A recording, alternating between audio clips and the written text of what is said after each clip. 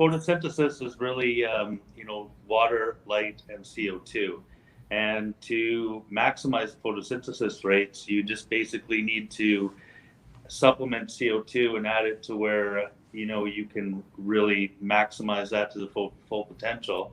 And, plants like it anywhere from 1,200 to 1,500 parts per million CO2. And generally speaking, average parts per million in regular air around us is between 350 to 400 parts per million on average, depending where you live. And so you need to add CO2, or else that, let's say even fresh air, that CO2 is going to get absorbed by the plants really quickly and get used up in that room, especially if that tent is sealed or your grow space is sealed. And then when CO2 parts per million rates get down to 200 or 100 parts per million, photosynthesis is going to stop completely. So that's going to stop your plant from growing and adding mass. So not every grower knows that you need to add CO2. So what we're doing is trying to educate everyone, and our products are perfect to use in that for that home grower in that grow space and that grow tent, to add CO2 in an easy way. And it's a natural way also. So and you really notice the difference when you start growing with CO2. You never want to go without it. Do you think do you think how many, when you fill up a good sized tent, with a bunch of plants, do you think just the air exchange is enough with the CO2, or do you really think you have to have CO2 after you're filling the whole tent out?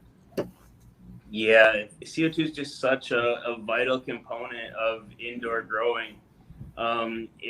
Unfortunately, the plants will use up any available CO2 in a hurry, and then they go without.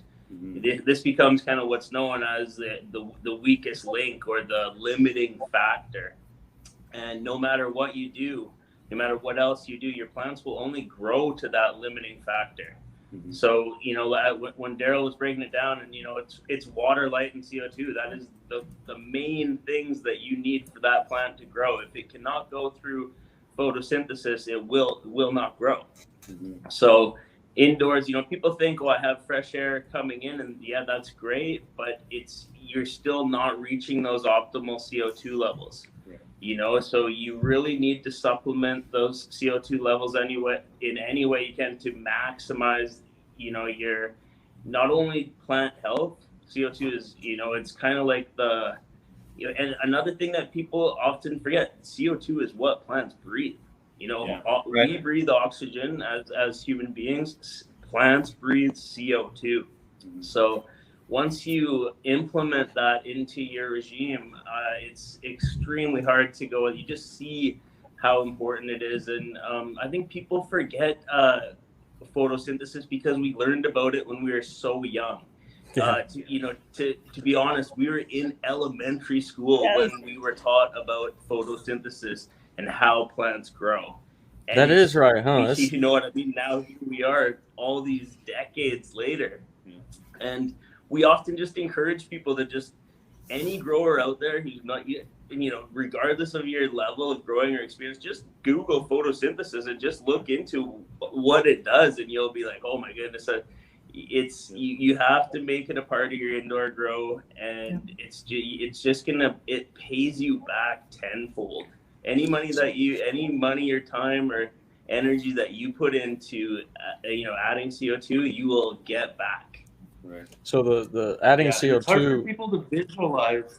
It's hard for people to visualize that an invisible gas in the photosynthesis equation actually produces a lot of the cell structure and the plant mass, because it's just hard for us to visualize that equation, because it uses the CO2 to grow, essentially.